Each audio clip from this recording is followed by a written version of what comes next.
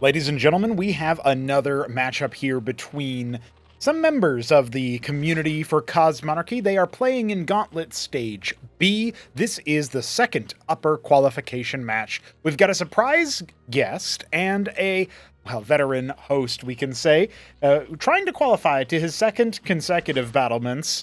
It's Kenoli in the bottom left of Serenity. He is our pumpkin Zerg and the favorite for this series.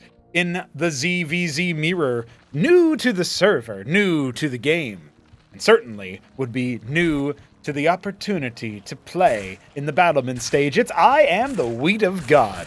I will probably refer to him as Godwheat, mostly.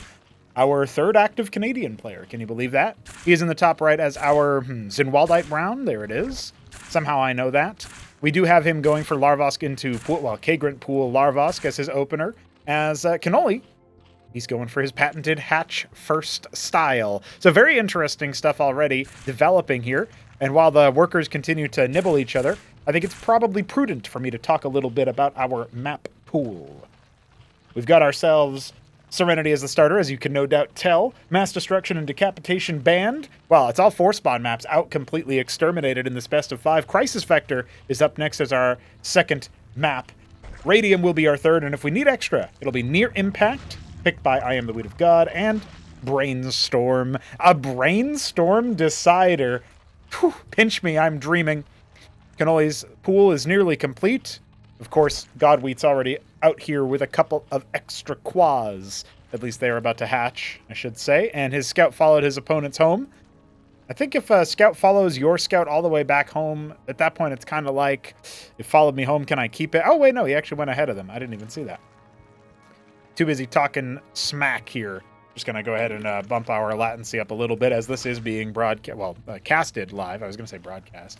It's been casting a little bit too much Counter-Strike lately. I was recently doing a really nice little showdown between the teams Ents and Paravision. If anybody knows the Counter-Strike space, I was able to cast 2 major winning IGLs, in-game leaders. It was Glaive and Jame. So even if you don't know much about Counter-Strike, you might have heard those names.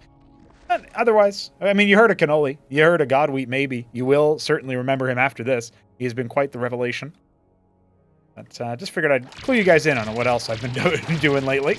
Why we haven't always had daily uploads anymore. I've been very busy doing other types of casting. Now, Godwheat's already got a nice, slim advantage here. And so going back into the defender's advantage that you absolutely do have here as Kenoli in ZVZ and Cosmonarchy. He is going to be facing the storm of Quasilisks, and with the cliff advantage, plus the reinforcing Quases that are about to hatch on multiple fronts, I think he should be fine. Yeah, Godwheat's kind of got to get out of here. But I will point out, while we do have a third... Oh, actually, he cancels that. I think that was supposed to be a defensive Kagrant if he needed it. I was going to say, we've got 3 larvae per 14 seconds here for both players. So there's not really a production advantage, but the Zorka Shroud is very fast here for Godwheat. He's going to come back in for another stab. Just a little exploratory. He wasn't able to make it up the ramp or anything to scout the forthcoming tech. The one really promising thing here for Kenoli is that he's already got his Hydra Den about halfway complete. So when you're going for something like a Zork is, you can basically do one of 2 things in the very early stages in ZVZ, as is the current meta anyway, as is currently agreed upon. Some of the players that play this matchup very often. You can try to go for some kind of Gorg timing. Those are the Gorgrakors, flying units that look kind of like flying Ultralisks. Very cool. We're waiting for Godwheat to reconnect. Oh, there he is. He is in Canada, so expect Canada moments. The other thing you can do is what Godwheat's actually doing. 3 Lakizilisks are on the way. 2 of them will hatch a little bit faster than the others. And they will be just in the nick of time to hold Kenoli at an arm's length, it feels like. The burrows come down without any damage being dealt there, so no target fire from Kenoli, but he is making a round of 6 Hydralisks. And so he's definitely going to be insulated versus any push that comes, but he's not sticking around over here to monitor that. Not even leaving like a single Quas there to watch for any egress. And Wheat is moving across the map very quickly in pursuit of his opponent, thinking he's got his tech advantage. Now, the very, very good thing about Kenoli's attack timing there is it kind of reminds me of how I've heard top StarCraft 2 ladder players talk about how Terran likes to scout while attacking or by attacking. And that's basically what Kenoli just did in this particular matchup, is that he moved across the map with his Quas, knowing he had the superior count, or at the very least he could, put some more pressure, stop his opponent from making too many workers. Kenoli is at a 4-worker deficit right now. And he did decide to go a little bit further afield than maybe he should have. He's kind of stalling for time while he builds up his static defense and gets his Ovaleth up, but it gave him time to get detection so that the Lakers can't just run him over. I am a little bit concerned that his Hydras have not been able to bolster themselves in terms of the count, but 6 more did just hatch, so he should be able to crush this attack with relative ease. That's going to be 2 of the 3 Lakers going down very quickly, and Hydras will beat back the Quads very easily. I don't know why Godweed's still pushing for this. With the double circuit, there's no hope for him to be able to bust that. Took his eye off the ball for just a moment. Now trying to focus down that Lakers, but was baited forward a little bit. I don't mind the idea of the Zeths, but I think if you're going to go for something like that, you really need to start considering upgrading that pool, getting the Vorvikors out, if that's what your game plan is going to be. Some extra Vespene available now for Kenoli, who's already saturated, at least baseline, his Geyser and Ridge. No third worker on either. So he's already going to be stretching away from the gas. And yeah, you can see right here, the pool and the Hydra Den both coming in, the upgraded pool. So that's going to be interesting. It's going to be a 3 Hydra drop prepared for Kenoli. On this map, you could either be doing that to blow open the Biotic Bastion in the bottom left here, or the top right, depending on your spawn. Or you can do what Kenoli appears to be doing, which is moving up towards his enemy's base. Hydras moving across the map are definitely going to stifle any egress from Godwheat. Another, oh, that's the same lake as actually. It ended up staying alive. When you burrow, you regenerate life a lot faster than in default StarCraft. I mean, you already regenerate life a lot faster anyway, but it's doubled when you burrow. So it's like imagining a little bit more than double the default HP regen rate, and then also imagine it doubles after that when you're burrowed. And of course, that does require you to not be actively in combat, just like in StarCraft 1.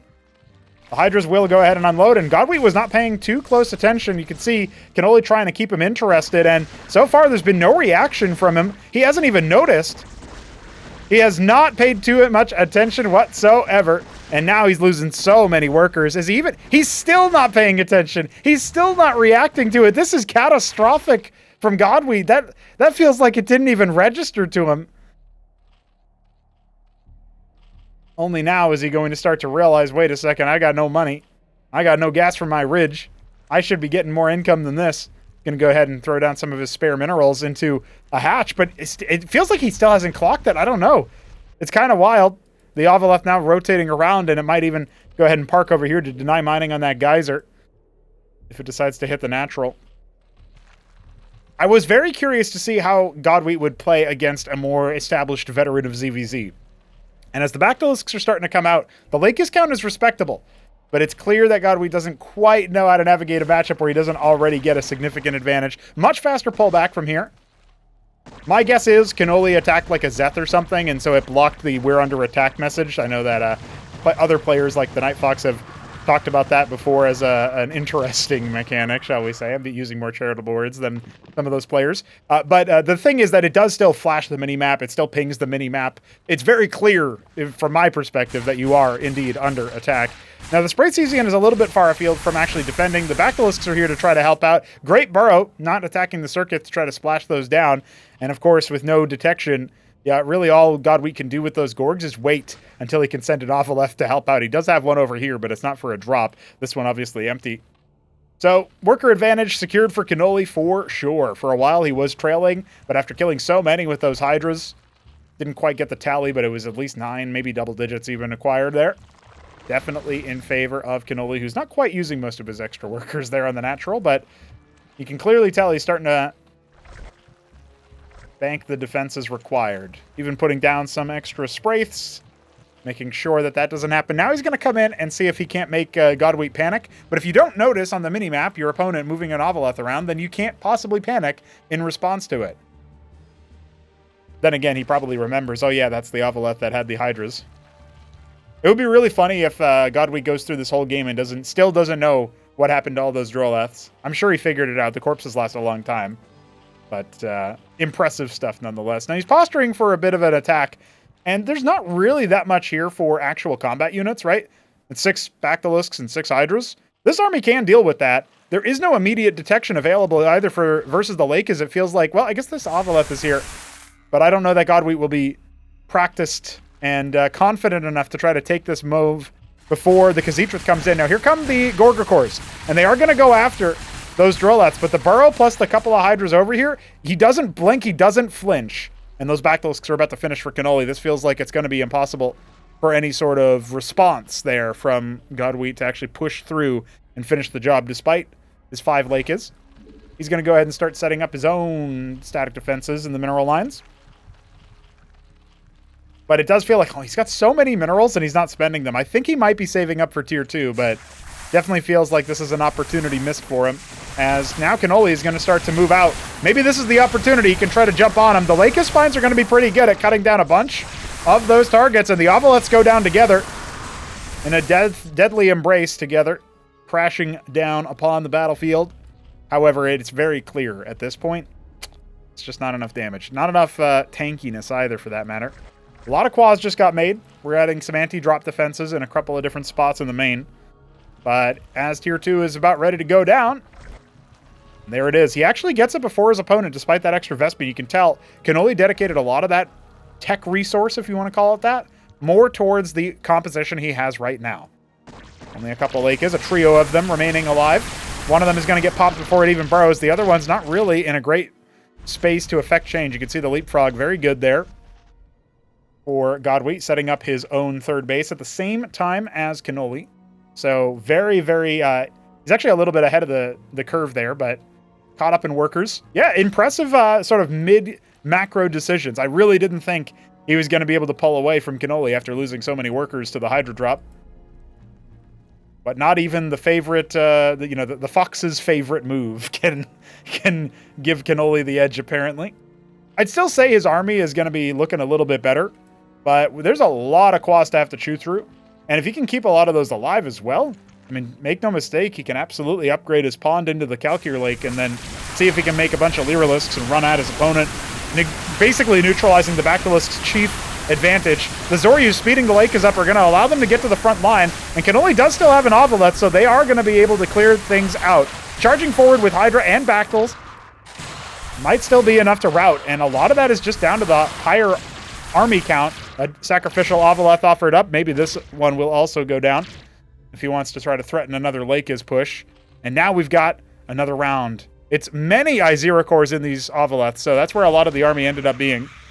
He can at the very least try to shut down this third base, and he will, but he doesn't have a lot of actual anti-armor damage here, right? It's a lot of units that going to take a while to clear these up, and instead, Kenoli just going to evacuate the Droleths with the spare Ovoleth, and he's going to see how many workers he can kill. Now, this K-Grit was never turned into anti-surface defense. Only now is it actually starting to move up there. And that's a lot of dead workers for Godwheat, but he's still up by 5. After the destruction of the third base, I'd still start to favor him. Look at all the workers that he could task on to that third base, to say nothing of the 5 that survived from the natural. Pretty brutal. Obviously, the Iziracors don't do anything to structures, but definitely a lot of lost tempo. And the Iral Iris in a very peculiar spot. I guess you could probably update the gas mining path there, but instead he just kind of saturates it with extras. The Ovoleths have nothing else in them, so that will be a retraction of the army from Godwheat as he continues to try to just stabilize here. Tier 2 has been scouted by Kenoli. He kind of knows the situation he's in, where he's behind tempo in terms of tech. I don't think he's actually scouted the third base, but if one of those Ovoleths survives, and it should, it might be an opportunity for him to do just that, indeed. Now he's going to be able to move his army out, and, well, Godwheat was very out of position. Kind of reminds me, Jarl Storm versus Ayud 64 in Gauntlet Stage A of Acropolis number 2. We had a very similar situation where Jarl moved his entire army to do one thing, and then was basically out of position for the third base on Muspelheim, if you guys remember that map. It wasn't to counter a drop, though. Instead, it was just to clear out the Iron Foundry on the map to open up that extra base, and it just allowed AU to move on in and start attacking the third base. Let's see if the outcomes are the same. Lake is dying before they can even finish burrowing and actually affect change on the map, and this is a brutal choke point. Kenoli might be able to strangle Wheat here, right now, as the third base will end up falling, and that feels like it's way too much damage, and the army isn't even going to be able to win the day after the fact. That is a crushing blow from Kenoli. We're still not sure who's winning this first game, that's for sure. Bunch of Iziracors, 13 of them in fact, ready to reinforce Kenoli's front line. We only have a couple of units being made right now. It feels like all the money has indeed dried up. A lot of Lakes and Quas have popped in the main base, and they're going to come on down and see what they can do, but the natural only now really being restocked in terms of workers. We've got, a good number on the mineral line now. Looks like 13 on both bases. I group selected a gas worker in both times, you guys were wondering. And the third base only now being retaken by Kenoli. That's one position you can point to, right? Kenoli has the map knowledge, the game knowledge, way more activity in that respect. Look at these Gorgacores still existing back here. I think, God, we might have forgotten about them. And so that's going to slow down the back base taking. Oh, look, workers.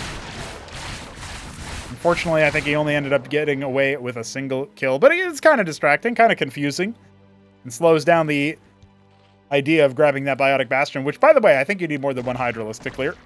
A couple of these units seeing the Lakis count very high. There's still 3 Ovoliths here. Unlikely that Godwheat can clear them all, but it's still going to soak up a lot of the targeting potential from Kenoli, and that allows the Bactylisks of Godwheat to potentially push his opponent back. Still looking like a much better engagement here for Kenoli, and I think maybe Wheat's figured that out. He's dropped his hatch.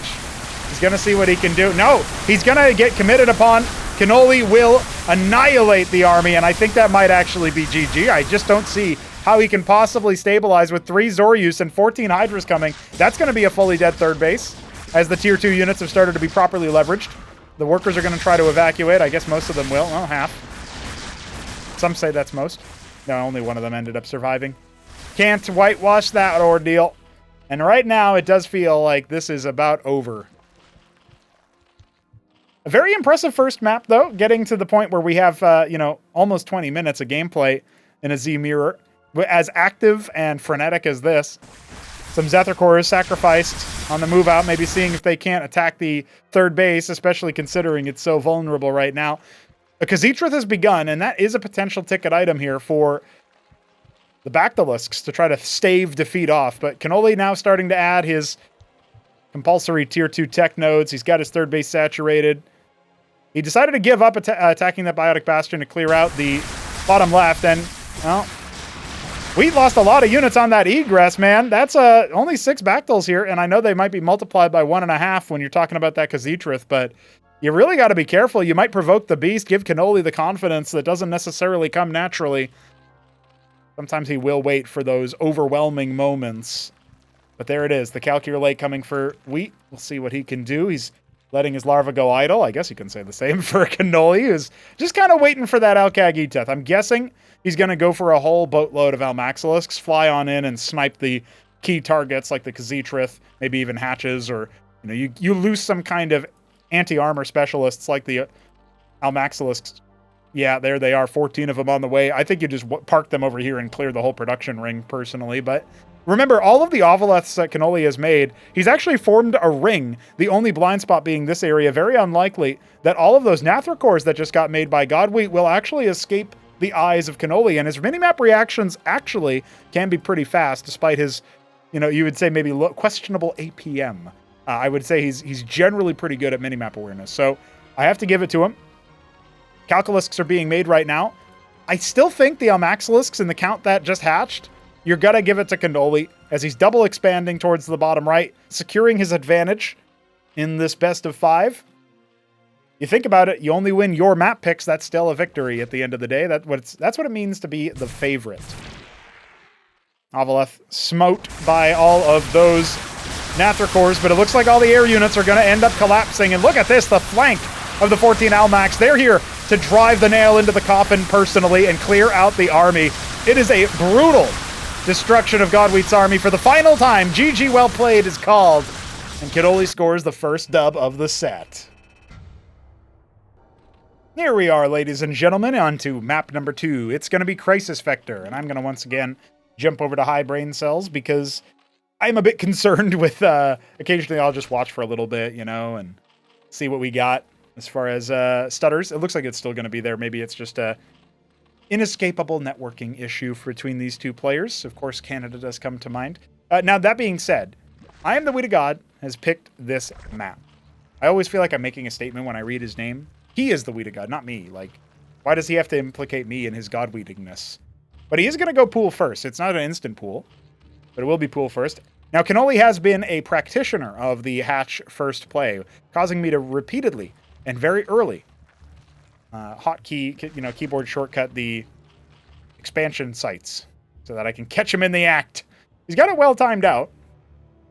One thing you can't really criticize Kenoli for, like, you can maybe say hatch first doesn't work for whatever reason, and I might be inclined to agree to that, although I think it is very matchup dependent, map dependent, most likely. Kenoli just likes to do it all the time. One thing that I think is totally fair to criticize Kenoli for is, like, okay, do his broad strategies actually work? But when he commits to them, my guy, he is going to go for it. So just keep that in mind here, as we do have a very fast hatch in response from GODWheat. And this is one of the things that I'm really interested in. He goes for his early pool. He isn't even scouting what his opponent is doing, by the way. His Droleth is over here. And he's sacrificing a lot of eco when you think about it. He's got 2 active workers, not mining. And he's also put down this this one at the expansion, which I do believe Kenoli would have spotted there. The Quas are going to come out and punish the scout. Kenoli tries to turn around nice and quick, but I don't think he's going to be able to. Still, again, he will once again confirm this hatch is coming, so that is good intel. And maybe that's the only time that he actually properly saw it there, because I saw him pan his camera up like, huh? Somebody else doing early hatch?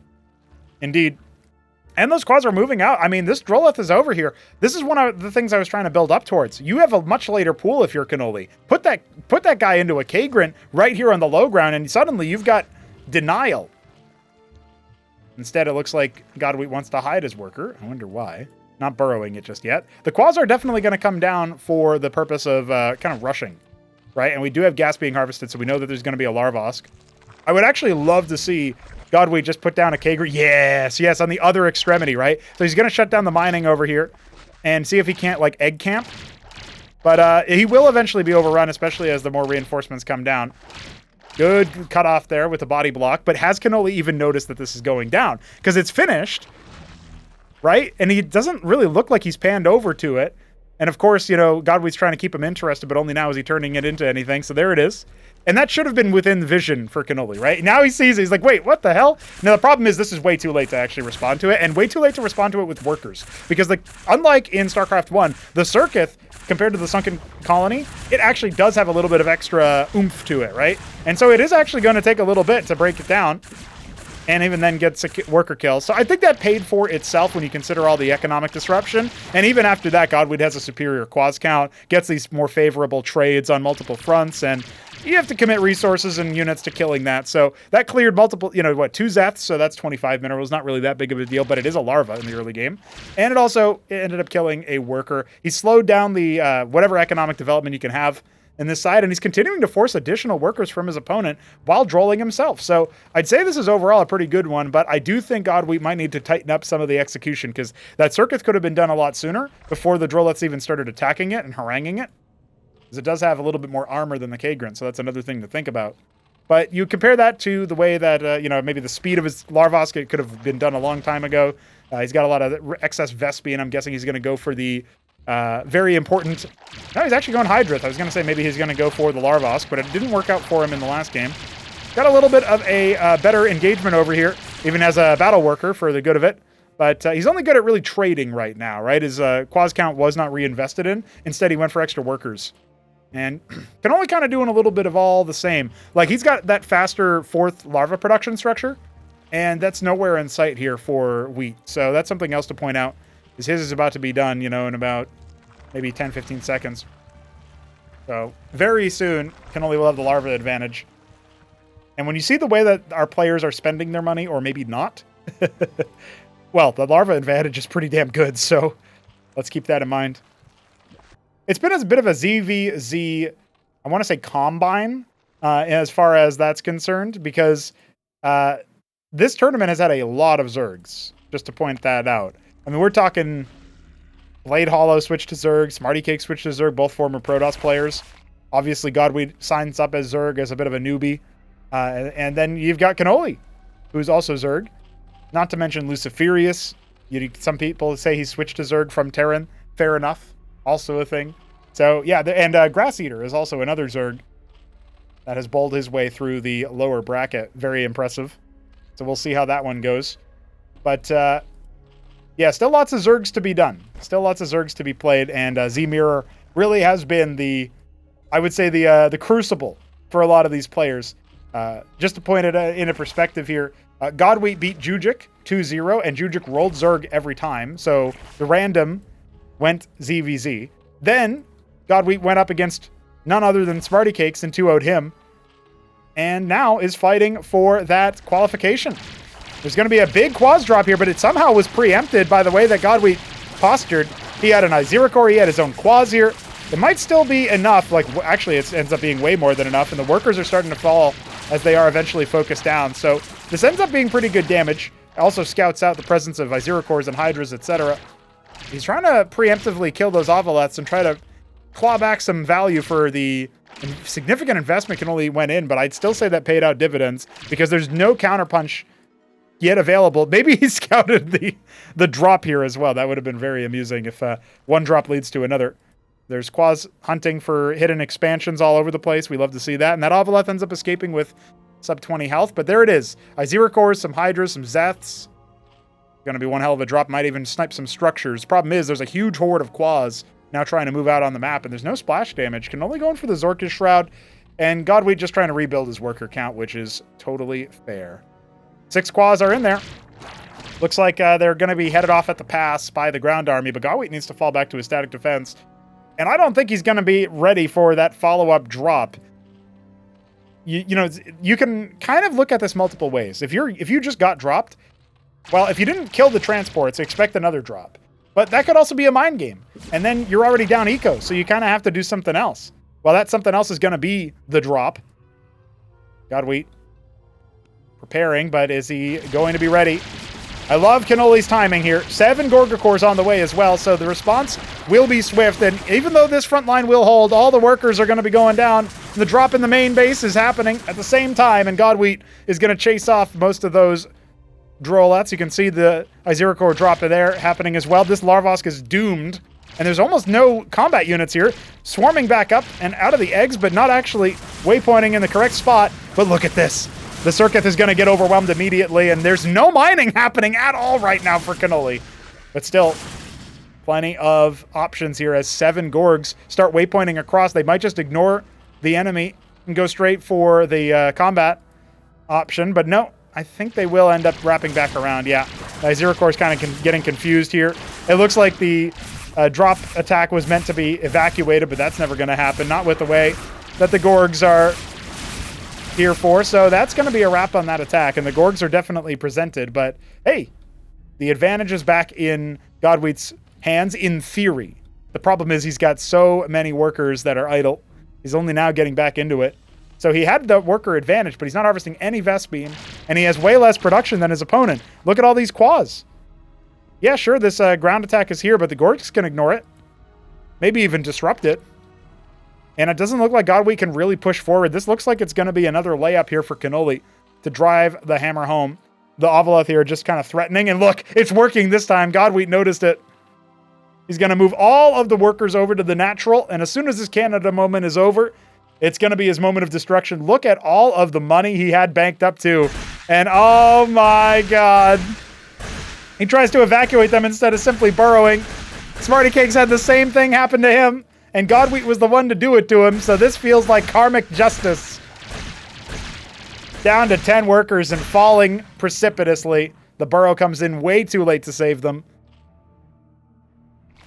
He's trying to elevate her in for one last desperate attack. Kenoli has definitely been broke, and there's so much money in the bank for Godwheat. He could put down several hatches and does now, but he doesn't actually have a defense against all of this.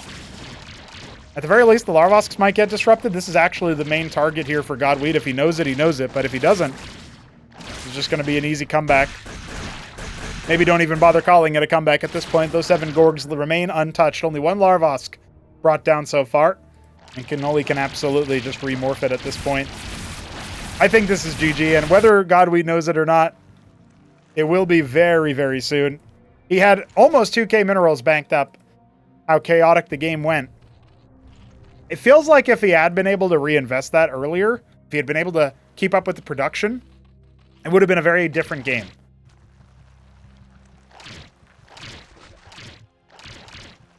Despite that, though, we are in a situation where Kenoli is about ready to finish the job, turn the screws, and hopefully Godwheat's thinking about what he's going to do in Game 3 to avoid the sweep. That's where my mind would certainly be, and that will be Radium for our third game. All of them 2 spawn maps. All the 4 spawn maps got discriminated against in the veto, so no options there. Kenoli not quite realizing just how much of a power position he is currently in. Those 7 Gorgs could end the game as soon as they waypoint over. But it looks like he's going to do it in style with a horde of Quas and another one on defense. 3rd base and 4th base going to come up at about the same time, or I should say go down, as Godwheat is not the only one to float money, that's for sure. Here come the Gorgs. They're going to attack that poor Larvosk that just finished. It gets 1 larva out of itself, and that's it. But here comes the ground force at the same time, and I really don't think there's much here. He wasn't even halfway caught up on the worker count, it felt like, and then he was summarily crushed. Another defeat for Godwheat, and GG is called. Kenoli now has qualification point in ZVZ. And to be honest with you, if he wins right here and now, he will have done so without dropping a single map in the whole event. Let's see if he can do it on Radium. Ladies and gentlemen, this is where the rubber meets the road for the Wheat of God. He needs to come back in a big way if he's going to do it. And I really liked his early game, honestly, in both matches, but it's a very different look now. Things are very different now. 6 pool coming for Godwheat. Will Kenoli expect it? In theory, hatch first, a situation where it does feel like the pool should absolutely make things happen, right? The pool should absolutely be able to punish that. But it's not mapped out. It's not something we really know about. So, we're about to learn together. And that is a beautiful thing. Thanks for learning Cosmonarchy with us, ladies and gentlemen, as Kenoli is going to be dropping that pool first. He has time to respond to this because he's going to come down here and see the pool about to finish. The hatch comes down. Pool is about to pop. I wonder if he even bothered clicking on it. Yeah, now he's like, oh. And it is going to be 3 pairs of Zeths. This is the right move, if you think about it. You can't put down Kagrints over here. So, a defensive Circuit instead. Now, if Godwheat goes for the hatch, I think we're kind of in an even situation. This cuts into your economy quite a bit. And hatch first dead, okay, well, whatever. The one thing that you have to start thinking about is, of course, the Rillirow Core. So, you can make pairs of basically Broodlings that slow attack speed for a brief period of time for all enemy units around them when they die. And they have to stay on Kagra in order to stay alive. So if they move off what you guys call creep, because you're all noobs, and you don't know that's called Kagra in Cosmonarchy, the Rillirow Cores will, of course, start to lose their timed life. So basically, he's just going to bank some of these temp units and try to hold on. And now there's Kagra over here. So he might end up missing his opportunity to attack with just Zeths. He's got another pair coming on. I think at this point he needs to go after the hatch. Because he killed the hatch, you neutralize the advantage. But instead he's going to try to go after workers. No, he's going after the combat units. That's a humongous error. Because the Rillirow Cores are free. They do not cost resources, only time and larva. Which Zerg players will definitely not consider free, let me tell you. Despite that, this is a 5-worker to 7-worker. This is the closest I've seen Cosmonarchy get to ZVZ in StarCraft 1. This is the closest I've seen it get to there. And we already have drolling happening, so I think we're all set. Going to be going up to triple larva production for Godwheat. Kenoli obviously having 2 larva production, double larva production before his opponent. But a ways off of having the 3rd. So this is an opportunity for our Zinwaldite Brown Zerg to catch up to our Pumpkin Zerg. They have been the same color all series long, so hope you guys don't mind I didn't bother talking about color guesses in the second one. Forgot you didn't need pull for that stuff, XD. Yeah, Matt, game knowledge, game knowledge. You know, it's really the thing is, this would have been a juicy target. He probably also doesn't know that you don't need that you need to be on the creep for it, right? The Kagra. If he knew that, he probably would have just gone after the hatch. But lesson learned when he watches the cast. He's gone by a couple of AKAs. Alternate IDs here, and so people might know him. He's apparently been around for a hot minute, this Godwheat character. Making a bunch of quads just in time to potentially hold this back. It is roughly even on the quads count. There's more coming. And Godwheat has a very slim worker advantage. So all in all, this does look pretty good for him, but we have more quads coming from Kenoli. We're going to enter into that brief period of time here where basically both players are just going to pound as many quads as they can. Another stray Zeth, though. Pesky. kind of scouting around, seeing what's going on, and, well, these guys are on attack move, so they will turn around and kill it. There it is. So at this point, he knows the attack is pretty committed. He's just going to end up massing up a horde of Quas. Now, Kenoli's making a bunch of Zeths himself. This is either for, you know, some kind of anti-run-by, or it's for a run-by of his own. Going to take a while for Kenoli to chew through this hatch, and you can see the response already. Kenoli going for... Oh, he's going to go make Vorvs as he's making his Vornath pawn behind this. You can see Godwait trying to get down the ramp and stop this. He's closed off the army. This is really good positioning and a bit of a mistake from Kenoli. Maybe more than just a bit, as he's going to start hemorrhaging a lot of his units in a very disfavorable trade. Maybe wasn't expecting so many military units on the side of Godwait, who is now making the decision to droll. And with all the Zeths kind of parked on the other side, this is smart play because Godwait's not thinking about this, and he has no static defense, and he's got no combat units coming. So oh man, the Zeths could move right in right now. And I wouldn't say they would necessarily end the game, but they would absolutely finish off that hatch. I think Kenoli will probably give respect where maybe none is quite earned. He should try to counterattack with them rather than flank, because Zeths versus Quas are not going to do anything. But we are absolutely in squeaky bum time for Mr. Godwait, as he has no idea just how messed up he's going to be when these Zeths start rolling in. Still, Kenoli is got 15 to 19, so his Quas count definitely inferior. The problem is he's got nothing to lose up here, whereas the Larvosks are going to go down. Great targeting from Kenoli. I think he's just going to finish this game, finish this series, and GG has to be called out, flanked, outsmarted. Kenoli outpaces our new rookie for the ZVZ. Of course, the man who plied his trade as a ZVZ master, almost taking a game off of him up in battlements and managing to make it look very promising indeed versus Gerald Storm in battlements, versus all the other Zergs inside our lovely Gauntlet stage. Love to see Kenoli find success. Welcome to battlements, my man. And Godwait, I'll see you there too, whether it's through the lower bracket here or Gauntlet Stage C. We will have one more tournament for qualification, one more stage of this tournament, I should say. So keep an eye out for an announcement about Gauntlet Stage C coming soon. Signups are going to be open, and then you'll be able to try and apply your trade yourself. GG's. We've got yet another Zerg added to the pool. You'll love to see it. All right, just updating the overlay now because I forgot to do that while I was yapping. You guys get the lovely little end screen that shows, indeed, this is Kenoli's victory. GG. And commiserations to Godwait, who just got 3-0'd. 3-owned.